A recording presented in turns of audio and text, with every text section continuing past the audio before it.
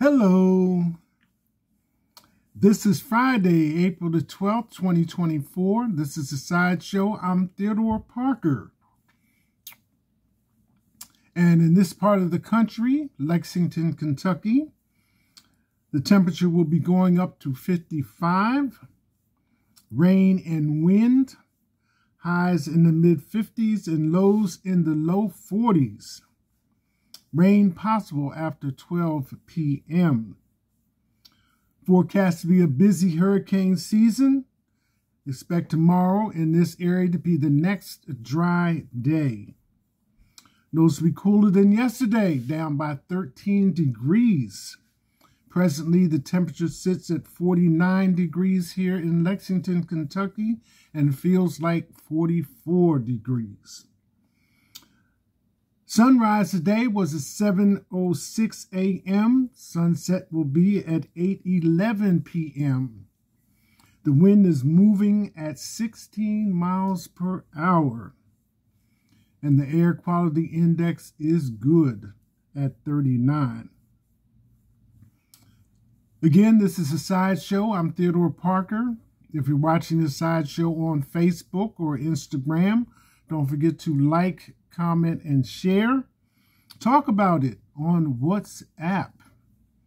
If you're watching the sideshow on YouTube, like, comment, share, and subscribe.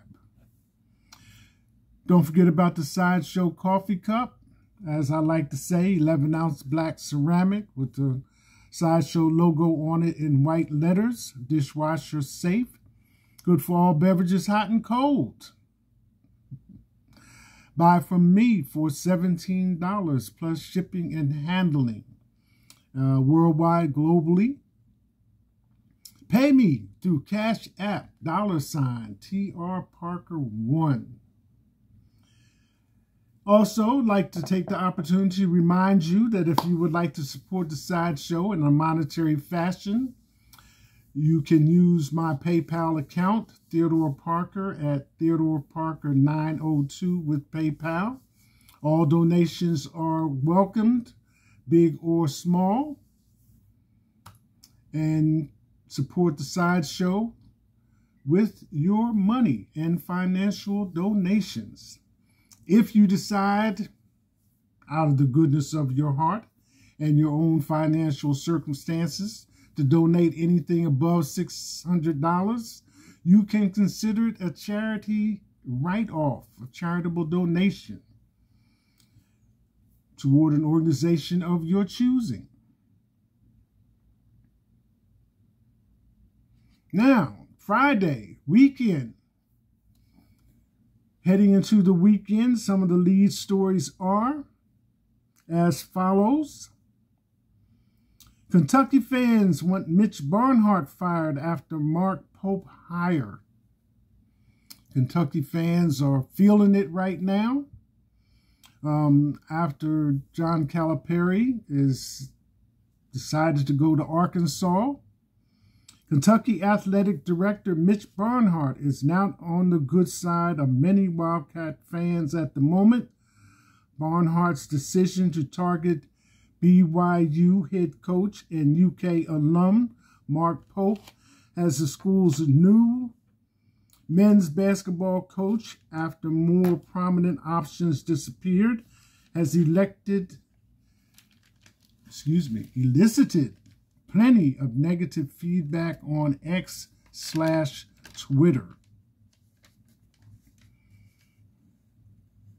Next, Lexington's flock safety cameras, a wolf in sheep's clothing in more ways than one. Kentucky here in Lexington does have the traffic cams, to give drivers notice that they are being observed in their driving practices. So reactions are coming about that. Next, embracing identity. If you remember on the last show, I think I mentioned that Ben Affleck and Jennifer Gardner's son was about to make an announcement. I didn't say what it was. So it seems like that has been followed up with another article. Embracing identity. Finn Affleck, child of Ben Affleck and Jennifer Gardner, break the silence, comes out as transgender. The article in part reads as follows. At a time when the memorial service, then just a celebration, Hollywood was rocked by the shocking news. Against the backdrop of a somber memorial service for Jennifer Gardner's father, the spotlight turned to the couple's 15-year-old son, Finn Affleck, who made a brave public appearance. Dressed in a black suit and fresh shoulder-length hair, Finn stood in front of the mourners and introduced himself with passion. "Hi, my name is Finn Affleck," they said, a milestone in their journey. The announcement was met with surprise, and overwhelming support from those in attendance. Excuse me. Since there is mention of transgender here, first, just pause for a second. This is to all parents, and I am one, and I hopefully they will agree, generally, if not specifically, that raising children, takes an effort in that responsibility, especially realizing that they cannot, quote unquote, take care of themselves. And especially when they hit the teen years, when both girls and boys are going through body changes that they themselves don't understand, but parents feel the effect of. So the other part is that when parents, for whatever reasons, feel that their marriage relationship, is no longer working towards their best interest and decide to go their separate ways, it's important, I think, that they still emphasize to the child that whatever turns their lives have taken, that they still love that child. So this particular situation, I think, encompasses all of that. And, despite whatever comments you might hear in the media and personal opinions notwithstanding, I think this is like one of those examples where parents whose lives are no longer on the same path still stand with their child that they had together. So the other thing, it just so happened that the discussion came up, or I had some thoughts about maturity in men in particular. And I was thinking that, especially in that period between the late teens and the early 20s, is this really when males are at their best? So I Googled it. Come to find out that men don't actually reach their maturity, reproductive-wise, and in other ways until they are in their 30s and, between their 30s and 40s. And that was kind of like a new thing, for me, because I thought that it was earlier. So just goes to show you, you coin a phrase, live and learn.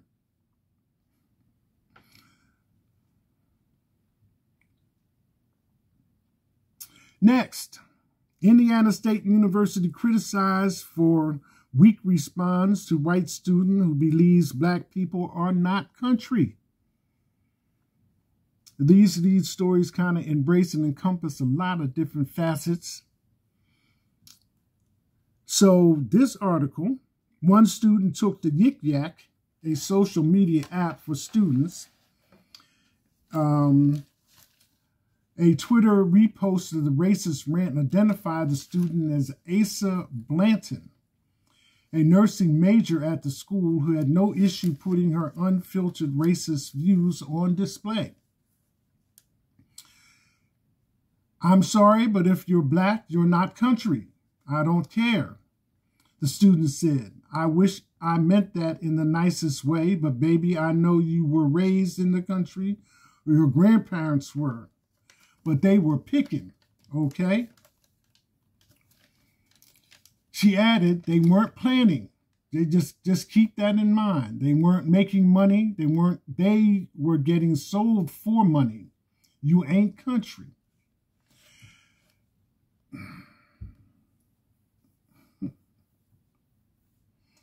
So, I said to myself, well, if it was that important, why didn't you do it yourself?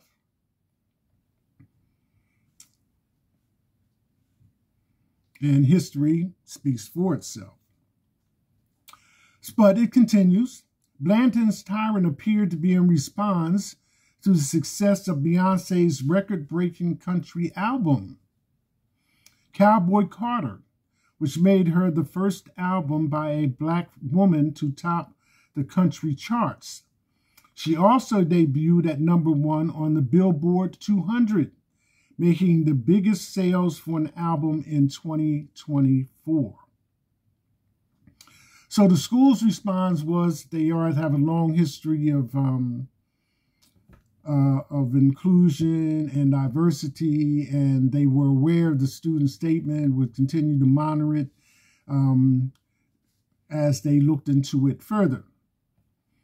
So many think more action should be taken considering Blanton studying to be a nurse and the possibility of her racial bias adding to the disparities already plaguing Black people in the healthcare industry.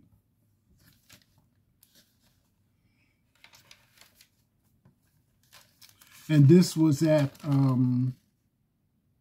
Indiana State University. Next, Princess Diana tearfully confessed to Queen Elizabeth that she hated King Charles, told her he's a nightmare, the royal author. Queen Elizabeth II's new son, King Charles' marriage to Princess Diana was headed south before they officially split. In a new interview, Ingrid Seward discussed her book, My Mother and I, which details the relationship between the matriarch and her eldest son. And this was, had a few details, excuse me, and it was kind of lengthy because it kind of started out with Princess Diana complaining to the Queen in between her appointments, which were 20 minutes apart. So Diana would come to her private room and, in tears, complaining about the way Charles was acting or this and that, and how bad he was behaving and treating her in the meantime. And the Queen, her experience being what it was not in a position to really give advice to Diana about what to do. And she felt that Charles should be the one to handle it. Well, in her leaving it alone, and as the gap grew, the way Buckingham Palace is set up with the switchboard, if you don't want to speak to anyone, the switchboard will not put them through. So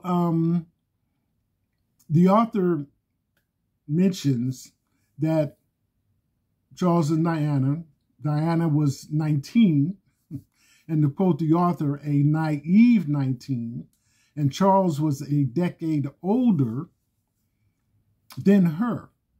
And her perception of Charles and his position wasn't what he was like. So after William and Harry were born, and they separated, we all know that Princess Diana died in a car crash. And now we have the present day situation. So the book is dealing with Elizabeth and Charles and how she handled him as her eldest son.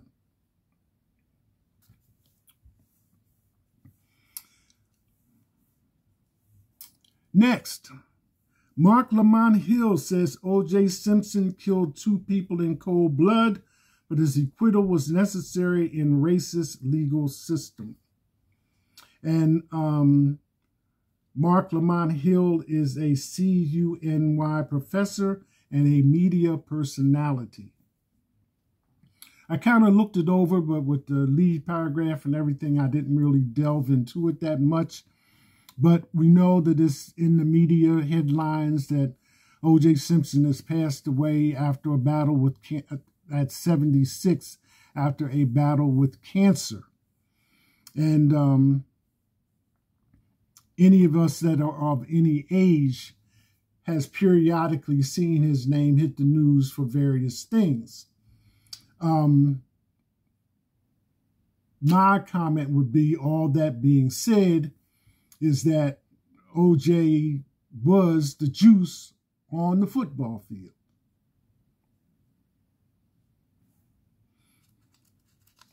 And a Hall of Famer.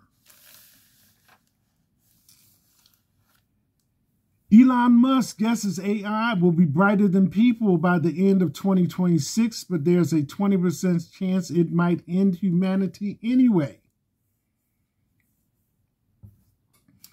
So Elon Musk has his,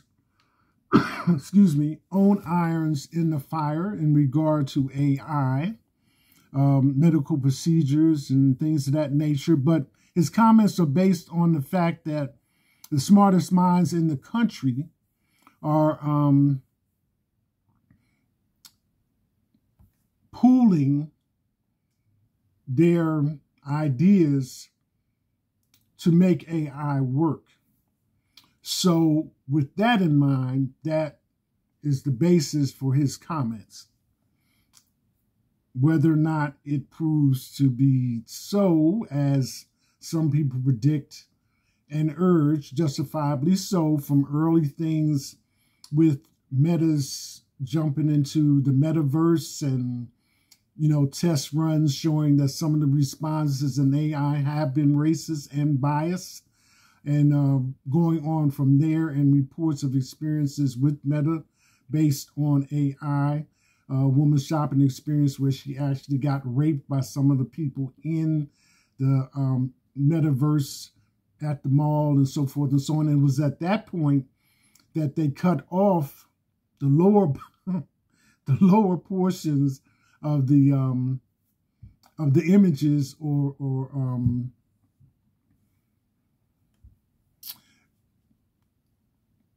the characters that reflect who you are have no lower bodies after that incident was reported and verified. So that's just AI in part as we are now. Kentucky fans are asking Reed Sheppard for 1 more year. So, this is one of those cases where a freshman in college, with the NBA draft about to happen or being talked about anyway, they still have like another year of college eligibility. And the same is true with LeBron James' son, Bronny. Even though he has talked about the NBA draft, he does have another year of college eligibility, which my understanding is that he can stay in college another year and still be eligible for the NBA draft. So I think Reed Sheppard is kind of like in that same position here in Kentucky, although LeBron James' son goes to school in California. And I think he was talking about changing to a school in Pennsylvania. But all that being said, my generation probably would have said, as Carmelo Anthony was saying when he was talking about his preparation to be in the NBA, there were so many naysayers that he thought he wasn't going to make it. And I know my generation would have said, yeah, all that sounds good, but you keep hitting them books. So we know, as a fact, when they celebrated 75 years of the NBA, and all the players that were there, from Kareem Abdul-Jabbar and Bill Russell, all the way down to those players that have entered the NBA most recently. In all that time, only 5,000 players have actually put their feet professionally on the hardwood. So, and that's over 75 years. So if that is any idea, you know, players encouraged other people that feel that they have the skills to continue to work on it. It's, you know, it's not impossible, but you definitely have to do a lot of preparation and listen, you know, to good advice from people to actually get there. Friday, April 12th, 2024. This is The Sideshow. I'm Theodore Parker. Into the weekend. Oh, Monday is tax time, 15th. So if you haven't got the refund now and you need to file, I guess you can use the weekend to prepare. That's it. Hashtag.